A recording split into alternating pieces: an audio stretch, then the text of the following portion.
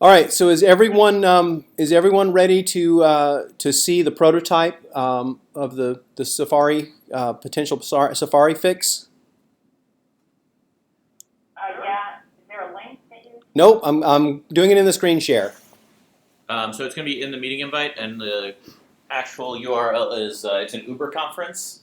So uberconference.com/rboyd9, rboyd and the number 9. And I am recording the screen share just so we can send that and have whoever else view it in the future.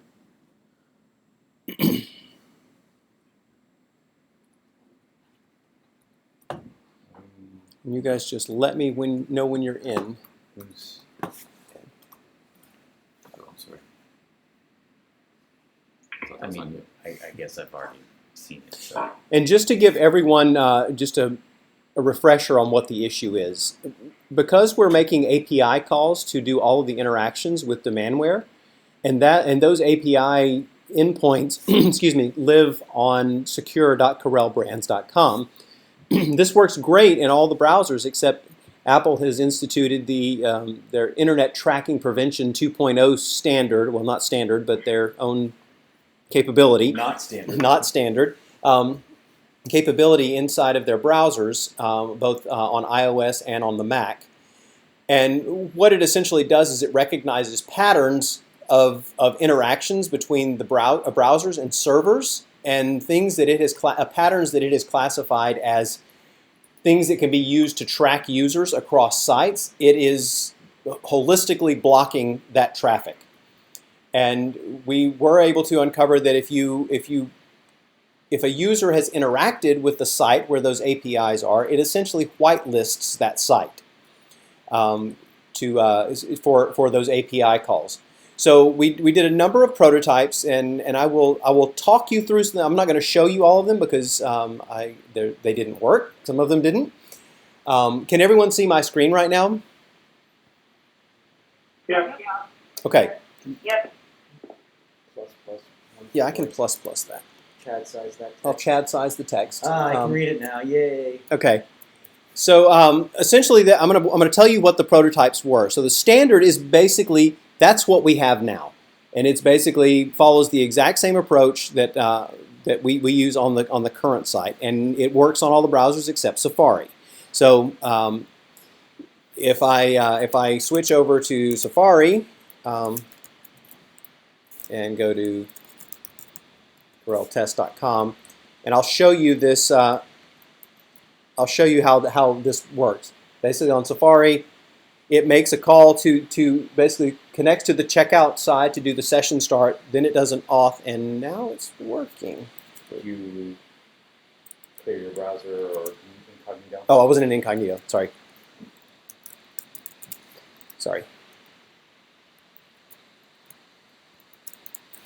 Okay. So if I click here, you see it's able to connect to the session start on the checkout side, but then when it tries to do the authorization call in order to get the user session, it fails. That's essentially the whole process that we were going. That this is the way we're doing it. So there were three potential solutions that we looked at.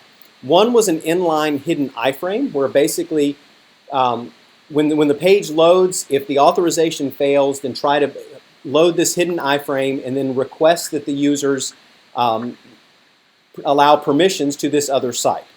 That does not work, and it gives us it gives us errors that say, even when I'm asking it to prompt the user, by default, Safari is sending back that the user denied that capability.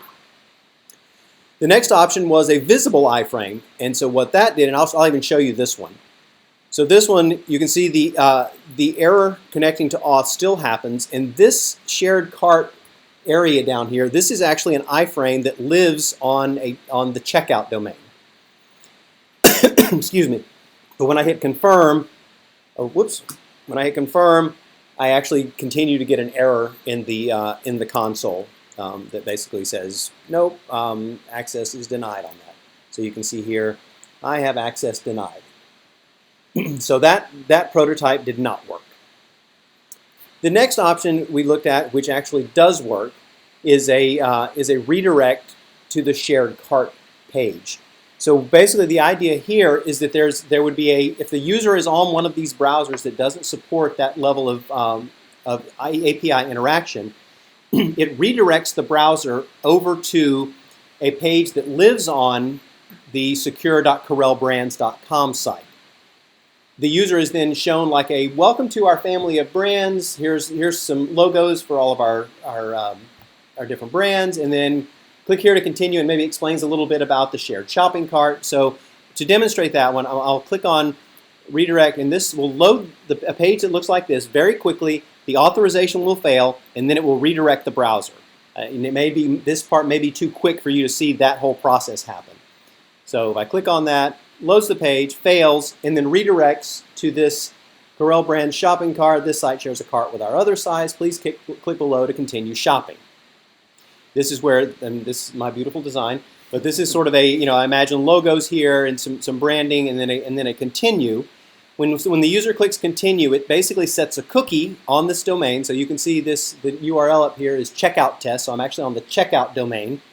When the user hits continue, it sets this cookie and then redirects them back to where they were. So when I hit continue, redirects them back to where they were. Oops.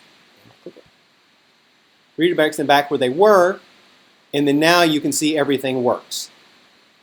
So I'm on Corelle test, and the good news is because I've whitelisted that domain, I'm on Corelle test. If I go to Pyrex and go to that same prototype, everything works. Morningwear, everything works. Snapwear, everything works. So basically, it's a one-time page that any of the brand sites that a user lands on, it would take them to this only on the browser that don't support the standard API calls. Shows them this brand page. They have to click, which is the user interaction that Safari requires in order to say that the user has actually visited this page, and then drives them back to where they just were. So, got it. I thought go ahead. No, I was just saying, I thought when we talked about redirect, it was going to be auto redirect there. We'll have to click It auto redirects them to the page, but they have to interact with that page, which will then redirect them back. And do they only have to do it once in their journey? So if they're in and they're shopping and they shop across our site, once they've done it once, is that it? Or do they have to do it multiple That's times? correct. So That's correct.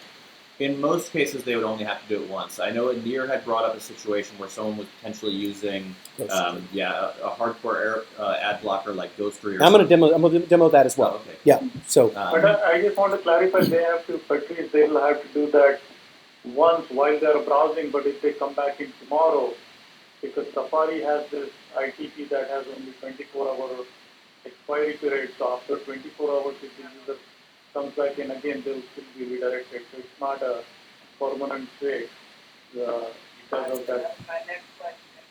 Every time they start a new session, It's not if they are within 24 hours, only if they are beyond that 24-hour window. yeah. well, yeah, if you were asking. Sorry, go ahead. I didn't think we had a permanent fix in our view for launch. A permanent fix is not for launch, unless we delay launch significantly. The other thing I wanted. Patrice, you were asking. Sorry, guys. Patrice, you were asking like if they tally, like if they enter in Corelle brands and the users continue, but then when they toggle to like Pirates or Corning, I think that's what you guys can show that they don't have to do it anymore. They're authenticated for all the sites. Correct. I think you're saying that, right? If you are authenticated for all the sites. But so to see that, a couple of follow-up questions. One is how do you prevent it from going into a loop where you redirect to Corelle or the home page and then you redirect? Are you redirecting only if you get the error, or you're redirecting based on How are you redirecting it? We're only Browser? we're only redirecting if, and now I'm going to work with Miguel on this, but my thought is we would only redirect in the case that the auth call fails. Okay. Yeah, that would be, otherwise it will go into a loop. I thought you were doing it through Cloudflare, then it would just keep looping. Yeah. Back and forth. No. So I just wanted to also show you guys this is Safari on iOS, and this is that same page. No, that's the standard one. So if I go to the option 3, this is the same page, and it does the same behavior on Safari. And then when I hit continue, it takes me back to where I was, and you can see that everything works here.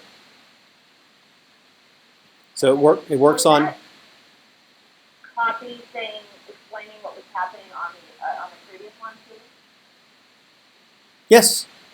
Okay. Yeah, and we want to make it very clear to users that this experience, the unified card requires cookies. Please continue to accept our policy. We want to make that very clear to users so they understand kind of what they're clicking through. So we're going to work on that copy today. The goal of today is to get approval on this basic functionality so that we can move in to get a page designed out today that kind of has the appropriate copy, has the appropriate messaging, and the appropriate functionality that then we can get into development, as soon as it's approved. Patrice, is this the page you're talking about? Yes, Yeah. Yeah, that's the exact same page. It's just shown in mobile. Okay. Right. And the other thing, That's the interstitial page on the demand website, right? that's correct. It would be a page that lives on the demandware side, and it has to be there. User clicks. There are cookies that are set, and then redirects the user back where they came from. So can you explain to me, like, when user goes to Corelle.com, they don't really get the 401 auth error unless they try to add something to the card. So when does the interstitial page pop up? When they try to add to the card, or right when they land on the site? No, and Nir, if you actually look at the console on any page, on every single page that we load up, we make that connection start to demandware, and then we also do the auth call just by landing on a page. Okay, and that's when you would redirect and they would see this demandware interstitial page as like we use blah blah blah. Click here to continue shopping or that particular. That's correct. And, okay. That's correct. Can you make that look like that's actually not that awful, I don't think, because so many sites right now have the banner that pops up the first time you go there that says we use cookies. Agreed. Yes. So can you make it look more like a banner, but I mean, think through the user experience. The fact that people are having to do this anyway. Yes. The problem there is the only we wanted to do that because that was my first suggestion yesterday was let's make this look exactly like GDPR stuff, and everybody's so used to it that they'll just move on. The problem with that solution is you stay on the same page. Yeah, you have to change pages. Yeah, you have to change pages. So, if it reloaded the exact same looking page, but on the other server with a little banner on it, we could almost sort of fake it, but there would be a page reload, and to make it do that would be immensely difficult. Yeah. Again, I think the banner is more like an iframe versus here you're doing a hard redirect to the other side. That's correct. That's correct. Now the other thing that I wanted to show you guys, Ed mentioned Ghostery. So I actually have Ghostery installed, and I'm gonna re-enable Ghostery. And if everyone's not familiar with what Ghostery is, it's basically a hardcore tracker blocker software. So if I resume that and then go back to the prototype here, I refresh it, you'll see if I go to even just the standard one that we have now, it fails. And this is in Chrome. So if someone has Ghostery installed, it's going to fail.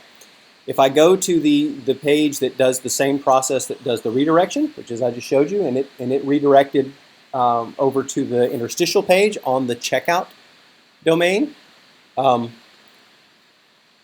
If I click continue here and go back, this same process solves the problem here. The cat. So how do you wait, do that? How do you add wait just a second. Just a second. let me finish this, and I'll answer your question. I'm sorry, Anir. So the caveat with Ghostery is it is very rigid on sites. So here, if I change to Pyrex, I have to go through the same process on each brand site. But that's only with Ghostery installed. With standard internet tracking prevention on Apple, it is not the case. And to clarify, this is an extremely low use case. Right. Yeah, correct. So this would only happen on people who have added this Ghostery extension to their browser. They're also probably used to this happening on a number of different sites. So they know that, on certain sites they're going to have to turn off Ghostery, similar to if you use ad blocker, and a lot of newspapers right now will block your ad blocker and make you turn that off. You kind of get used to that experience. And then the third point I want to make is this wouldn't really happen on mobile. There might be some Chrome browsers on Android that you can add extensions to, but your core users, your Safari users, are not going to be able to add this extension on there. So this wouldn't happen to them. But wanted to raise it as a use case, especially because Anir had some concerns about it. Yep. So Anir, what was your question again? I'm sorry. So I thought Ghostery you couldn't, unless you drop down on Ghostery and said, trust this site. But you're saying your prototype actually makes that site trusted on Ghostery?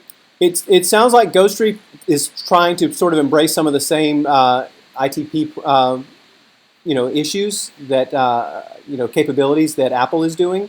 So it's probably looking at overall cookies and site visits and things like that, and keeping track of that. And so it actually sees you as a valid user on the remote domain.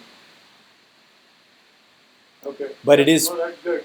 But Good. My only concern piece is I've read an article yesterday where they, with the Apple solution, especially the Safari issue, there is a 24-hour expiry window for the trusted site. I've been hearing that eventually Apple is going to make that 0.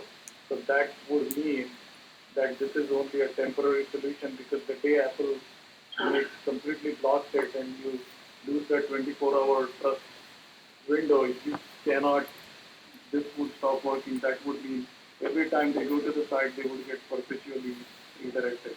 Yeah, and like I said, this is not the long-term solution. This is an interim solution. We have to find a better solution to this.